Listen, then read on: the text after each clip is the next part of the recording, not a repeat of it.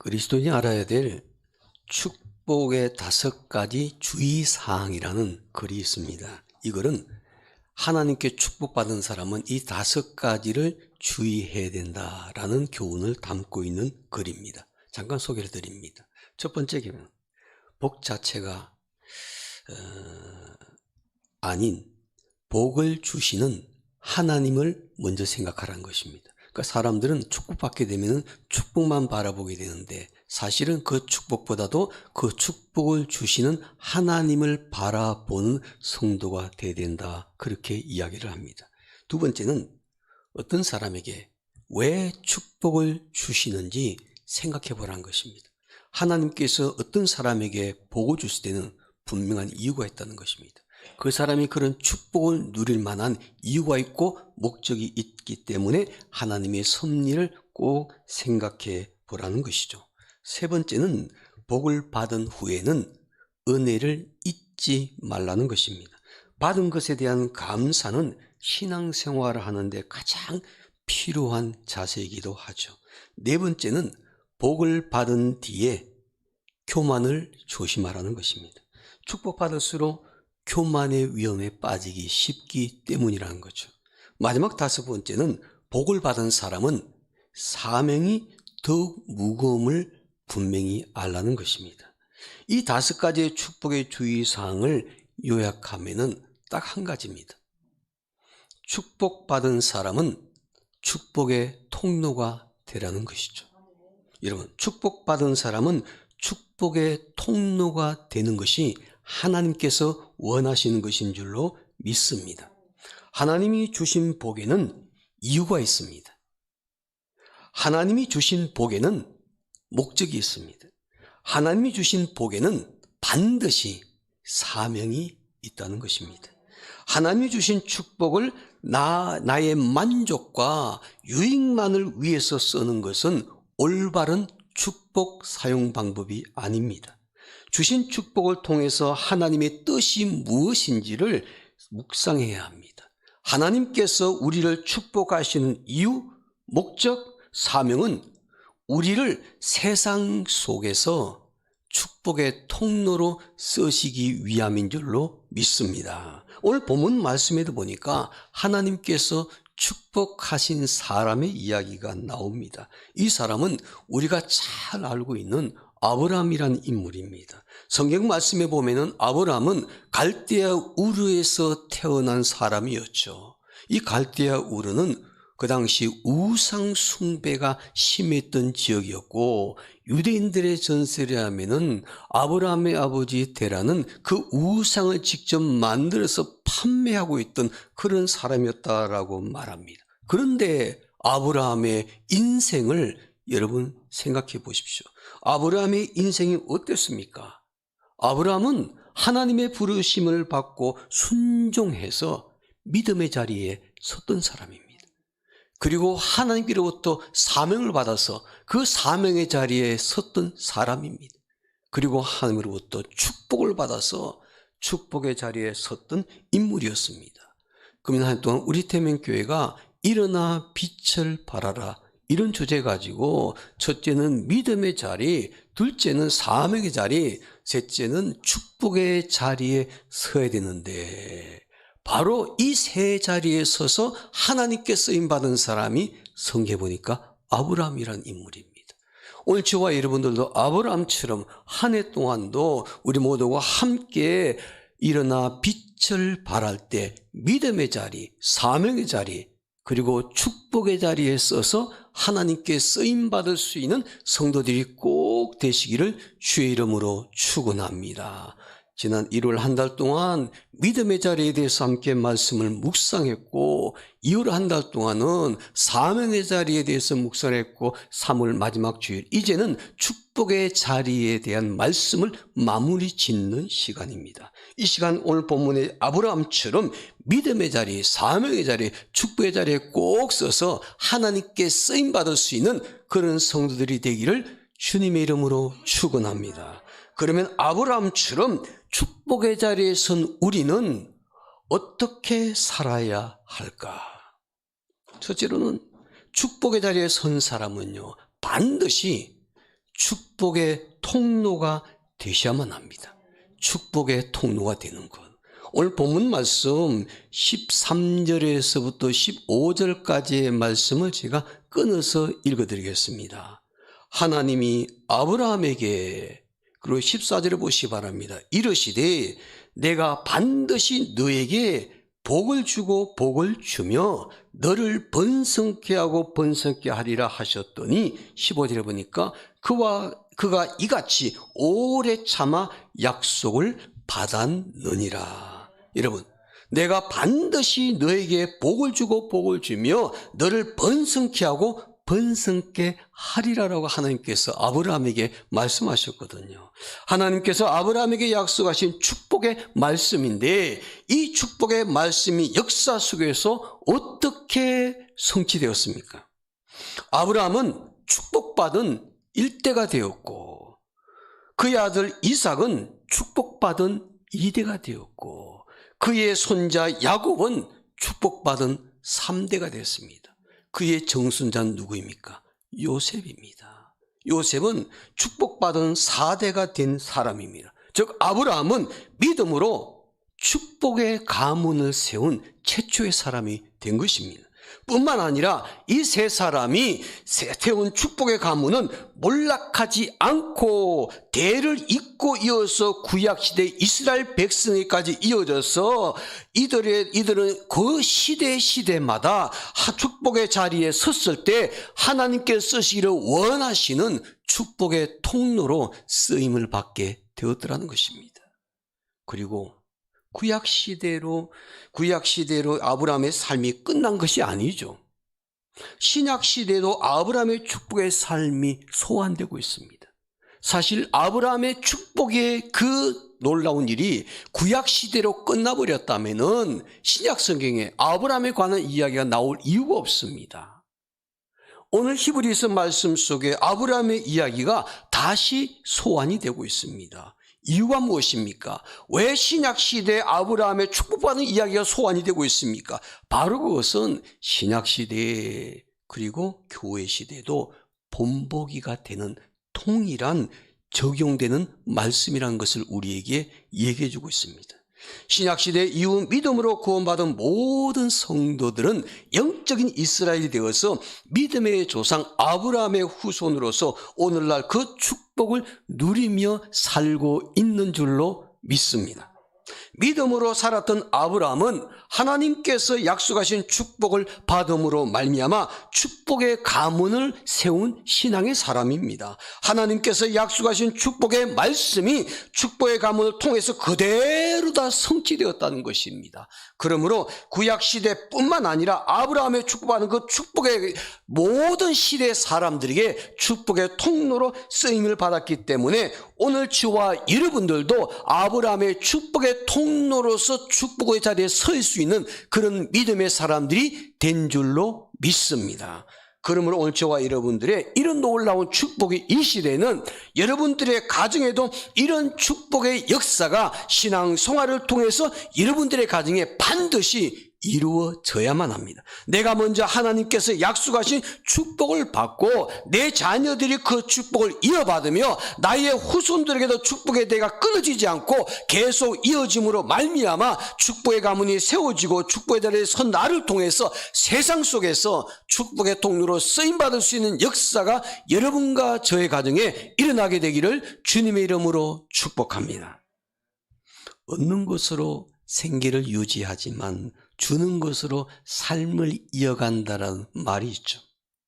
살아가기 위해서는 당장 먹을 것이 필요하고 입을 것, 살 것도 필요합니다. 이 모든 것이 가능하기 위해서는 돈도 벌어야 되고 안전과 건강과 위한 보장도 갖춰줘야만 합니다. 그 이외에도 여러 필요한 것을 채우기 위해서 끊임없이 노력을 해야 되죠.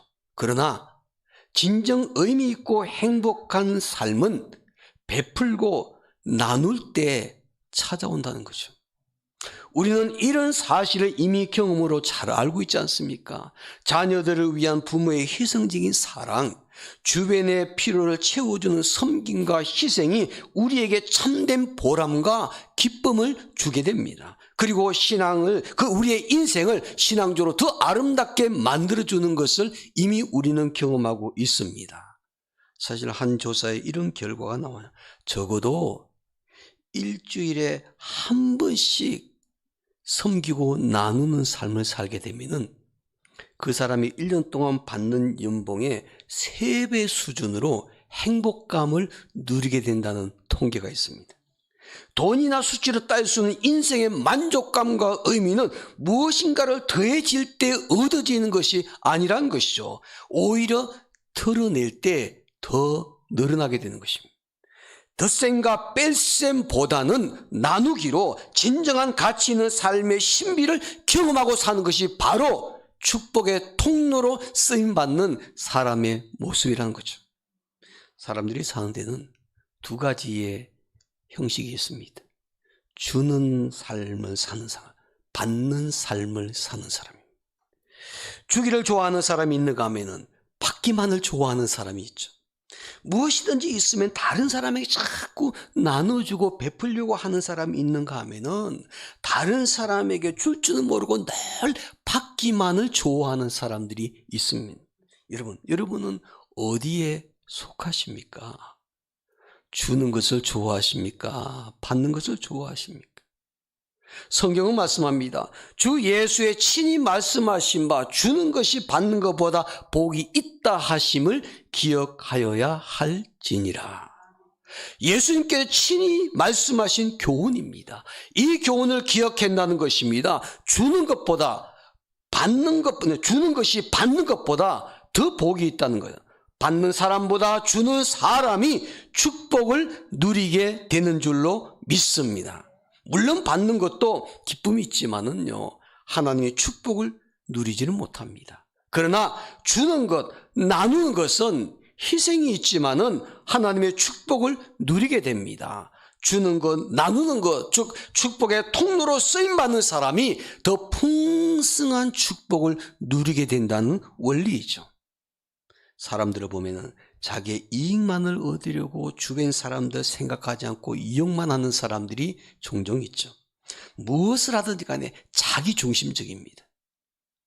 자기만 좋으면 되고 다른 사람이 어떻게 되는지 전혀 상관하지 않고 관심도 두지 않는 사람이에요. 이런 사람은 주변 사람들이 좋아하지 않습니다. 이런 삶의 방식으로 사는 사람은 어디를 가도 환영을 받지를 못합니다. 그러나 자기의 이익만큼 다른 사람의 이익, 다른 사람의 필요한 것이 무엇인지를 알고 그들에게 채워주고 축복의 통로로 쓰임받는 사람은요, 어디를 가든지 간에 누구이든지 간에 환영을 받게 되는 것이죠.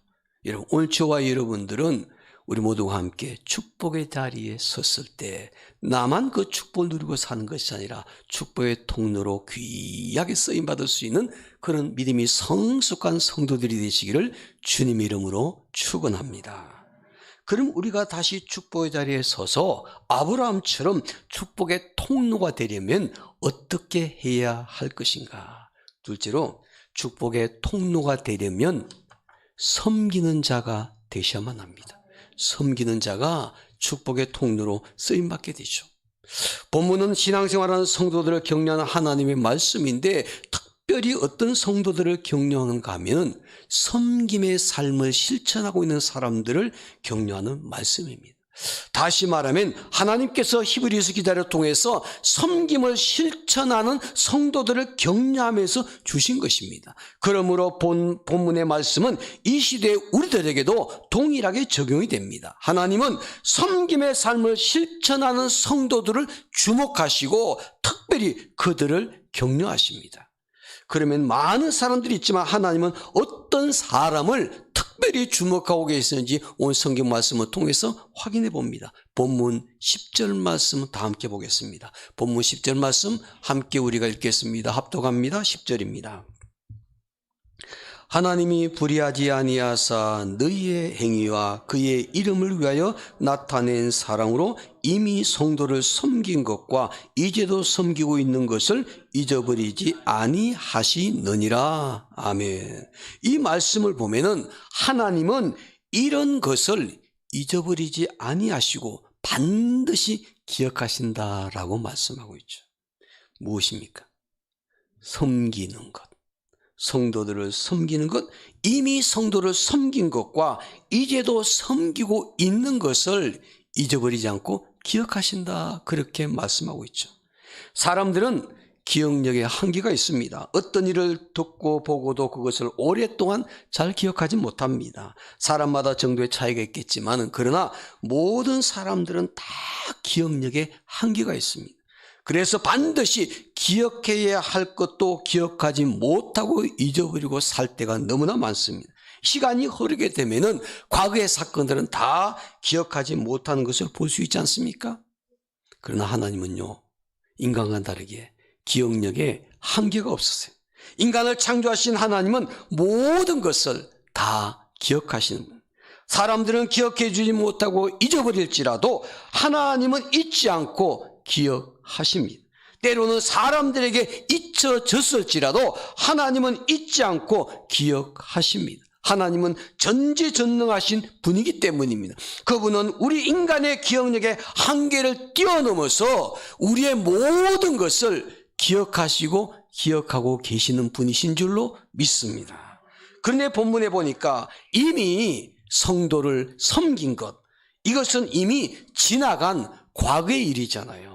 그래서 사람들은 잊어버릴지 몰라도 하나님은 잊어버리지 아니하신다고 말씀하고 있죠. 하나님은 우리가 이미 교회 안에서 성도들을 섬겼던 봉사, 이미 지나간 것과 과거의 일이기에 성도들은 다 잊어버렸고 목사도 기억해 주지 못해도 하나님은 잊지 아니하고 기억해 주신다고 성경은 말씀합니다. 과거뿐만 아니라 또 현재도 이제도 섬기고 있는 것을 잊어버리지 아니하시고 기억하신다고 말씀하고 있죠. 교회에서 이름도 없이 빛도 없이 성도들을 섬기며 봉사하고 있는데 사람들은 잘 몰라줄 때가 많습니다. 누가 알아주라고 섬기고 봉사하는 건 아니지만은 사람들이 그 마음을 잘 이해하지 못하고 어떤 때는 그 일을 비판하기도 합니다. 그래서 섭섭하고 속이 상할 때도 많죠. 그러나 여러분 기억하시기 바랍니다. 사람들은 그 섬기면 기억해 주지 못할지라도 하나님은 기억하고 계십니다. 하나님은 잊지 않고 반드시 기억하십니다. 과거에 이미 성도들을 섬긴 것, 그리고 현재 이제도 성도들을 섬기고 있는 것을 하나님은 반드시 기억해 주십니다. 여러분, 어떤 사람이 축복의 통로로 쓰임받게 되는가? 섬기는 삶을 실천하는 사람. 하나님은 바로 그 사람의 삶을 잊지 아니하고 기억해 주신다라고 말씀합니다. 그것을 증명하는 내용이 성경에 나와 있습니다. 누가복음 8장에 보면요, 특별히 여자들의 이름이 여러 명 기록된 내용이 나옵니다. 1절부터 시작되는데 그 이름들이 성경에 기록된다는 것은 하나님께서 잊지 않고 기억해 주고 계신다는 겁니다. 그러니 성경을 읽는 사람들이 그 사람들의 이름을 잊지 않고 기억해 주게 되는 것이죠. 그 여자들의 이름은 이렇습니다. 막달라 마리아라는 사람도 있고 요한나도 있고 수산나도 있고 또 다른 여러 여자들도 있었습니다. 왜 하나님께서 이들을 잊지 않고 기억하시고 성경 말씀에 기록해 두시고 성경을 읽는 시대 모든 사람들에게 잊지 말고 기억하라고 말씀하셨을까요? 왜 그들의 이름을 성경에다 기록해 두시고 오늘 이 시대에도 그들의 이름을 기억하게 만드셨을까요?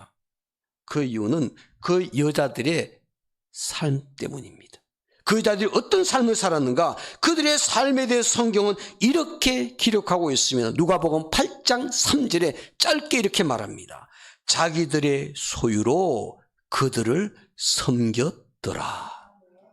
자기들의 소유로 그들을 섬겼더라. 바로 이 여자들은 한결같이 하나님께서 축복해 주신 자기들의 소유를 가지고 어떤 삶을 살았는가? 주님을 섬기고 주님을 따르는 제자들을 섬기고 복음을 전하는 사도들을 섬기고 이렇게 섬김의 삶을 철저하게 살았기 때문에 하나님께서는 축복의 통로로 쓰임받았던 그 여인들을 기억하시고 성경책에 기록해 두신 것을 볼 수 있습니다.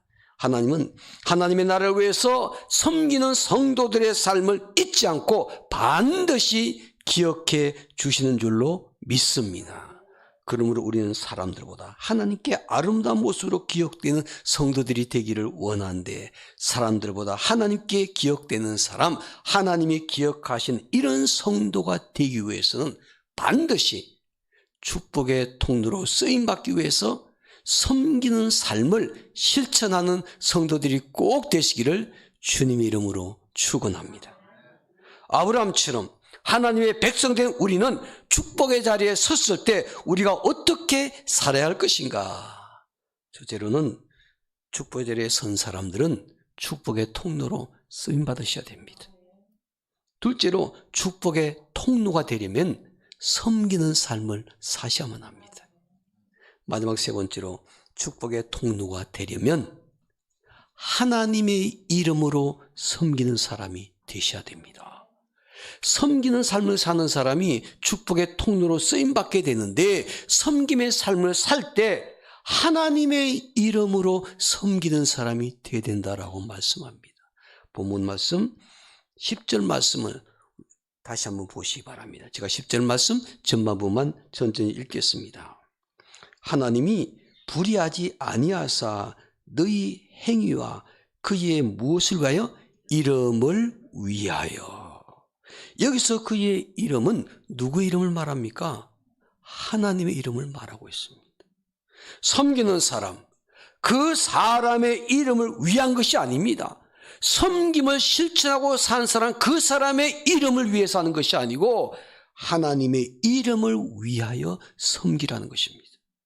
많은 사람들이 자기가 속해 있는 공동체 안에서 섬기는 삶을 삽니다. 사회복지관에 가서 열심히 봉사도 하고 섬기는 삶을 삽니다. 사회에서 이웃에 후배되는 사람들을 찾아가서 봉사하고 섬기는 삶을 삽니다. 수고하고 애씁니다. 그런데 그 섬김에는 종종 보니까 자기의 이름을 위해서 하는 일이 많더라는 것입니다.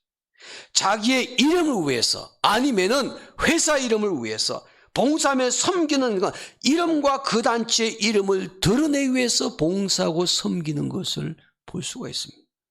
교회도 때로는 베풀기를 원할 때, 물론 교회를 홍보하기 위해서 그런 건 하겠지만은 하나님의 이름보다도 교회의 이름을 위해서 봉사하는 경우도 종종 있습니다. 그러나 하나님께서 원하시는 섬김은 무엇일까? 우리 이름이 아닙니다. 하나님의 이름입니다. 자기의 이름 위해서 섬기는 봉사는 하나님께서 기억하지 아니하십니다. 자기 이름을 위해서 섬겼다면은 사람들은 그 사람의 이름을 잠시 기억해 줄지 모르겠지만은 하나님은 기억해 주시지 않습니다. 하나님은 하나님의 이름을 위해서 성도들을 이미 섬긴 것과 이제도 섬기는 것을 잊지 않고 기억해 주신다고 성경은 분명히 말씀하고 있습니다. 사람들이면 누구나 다 명성 얻고 싶어 합니다. 자기가 유명해지고 싶고 인기도 얻고 명예도 얻고 그를 얻고 싶은 마음들 다 가지고 있습니다. 그래서 많은 수고하면서 피눈물 난 노력도 합니다. 그 결과 어떤 사람은 자기가 얻고자 하는 명성, 명예, 지위 얻습니다. 그러나 꼭 기억하십시오. 그 명성, 그 지위, 하나님 시간에서 바라보면 오래 가지 않습니다. 어떤 사람은 그 명성과 명예를 얻었다가도 얼마 가지 못하고 추락해 버리는 것 종종 볼 수 있습니다. 어떤 사람은 사는 날 동안 그 명성을 유지하며 사람들에게 존경받기도 합니다. 그러나 그 명성은 그 시대에 그 사람이 살아있는 동안에만 누릴 수 있는 아주 제한적인 것입니다. 반면에 하나님의 이름으로 섬김을 실천하는 삶을 살게 될 때 하나님께서 얻게 하시는 명성은 이 세상에서 뿐만 아니라 하나님 나라에서도 귀하게 여김받으며 하나님의 인정을 받게 될 줄로 믿습니다. 오늘 저와 여러분들이 축복의 자리에 서서 축복의 통로로 쓰임받게 될 때 하나님의 이름으로 섬기게 되면 우리의 섬김은 하나님께 영원히 기억되는 섬김의 삶이 될 줄로 믿습니다. 김장하 목사님이란 분이 계십니다. 별로 유명하지 않은 목사님인데 재작년 2년 전에 방송에 TV에 나오시면서 아주 사람들에게 많이 알려진 목사님입니다. 이분은 탤런트 차인표 씨, 신혜라 부부의 신앙적인 멘토가 되신 분입니다. 이 부부의 신앙을 늘 기도하고 지도해 주시고 정신적으로 그들에게 큰 감동을 주고 있는 그런 목사님이신데, 본래 이분이 아주 어려운 환경 속에서도 구두 닦기를 하면서 많은 아이들을 후원해서 하나님의 사람으로 세웠습니다. 이 목사님의 이야기가 훗날 방송을 통해서 많은 사람이 알려지면서 사람들에게 잔잔한 감동을 주었습니다. 이분은요, 불치병, 루게릭병에 걸린 분이에요. 이분은 몸이 점점 굳어져 가는 그런 병을 앓고 있었는데, 이것은 병이 있는 제가 깊어지면서 말도 제대로 하지 못하는 상태예요. 늘 휠체어에 앉아서 생활하는 그런 생활을 하고 있었습니다. 그럼에도 이 목사님의 얼굴에는요, 항상 미소가 떠나지를 않습니다. 식도가 갈수록 자꾸 굳어지니까 음식을 제대로 먹지를 못합니다. 그래서 지금은 어떤 식으로 음식을 액체된 거예요. 액체로 음식을 입에다 주입을 해가지고 겨우 드시면서 생명을 연장해 살고 계시는. 그럼에도 불구하고 목사님과 수발하는 사모님은요, 항상 매일같이 하나님께 감사하며 살고 있다라고 고백을 했습니다. 목사님의 이야기가 퍼진 다음에 많은 사람들이 이렇게 목사님에게 질문을 합니다. 하나님이 살아계시다면 이렇게 좋은 일을 하시는 분에게 왜 이런 일이 일어납니까?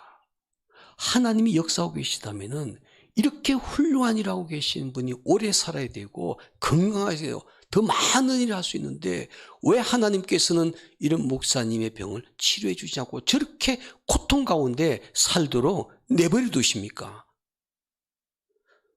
그럴 때마다 이 목사님은 늘 반복해서 이렇게 말씀을 한답니다. 성도님, 왜 내가 받은 축복에 대해서는 물어보지를 않습니까? 내가 왜 이렇게 고통받고 환난하고 있는 이 상황만 자꾸 얘기를 하십니까? 내가 지금까지 받은 축복이, 은혜가 얼마나 많은데 그것을 나에게 왜 물어보지를 않으십니까? 그러면서 그분은 얘기합니다. 단돈 2만 원 주고 산 구두통 가지고 구두를 닦기 시작을 했어요. 3,000배의 축복을 누려서 많은 사람들에게, 어린아이들에게 후원할 수 있는, 자살하고 마음먹었던 사람이 나를 만나고 난 다음에 새 생명을 가지고 영원히 살게 된 것도, 파괴 직전의 가정이 회복되었던 사건, 여러 성도들의 얘기들이 나를 통해서 하나님께 행하신 놀라운 축복의 사건들이 많이 있는데 왜 그런 축복에 받은 일들에 대해서는 왜 나에게 물어보지를 않으십니까?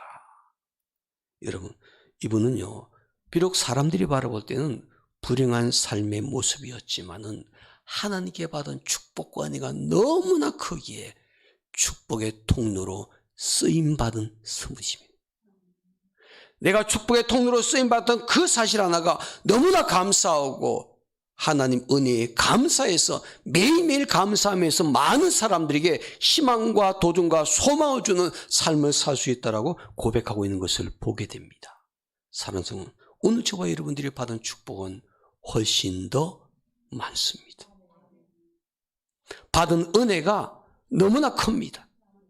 내가 현재 고통받고 힘들어하고 있는 그 환경과 그 상황만 바라보고 불평하고 원망하고 좌절하지 마시고, 더 중요한 것은 하나님께서 나에게 주신 축복이 있다는 것, 그것을 꼭 발견할 수 있는 사람, 그것을 깨닫는 사람이 성경 말씀대로 아브라함처럼 축복의 통로로 쓰임받는 삶을 살 수가 있습니다.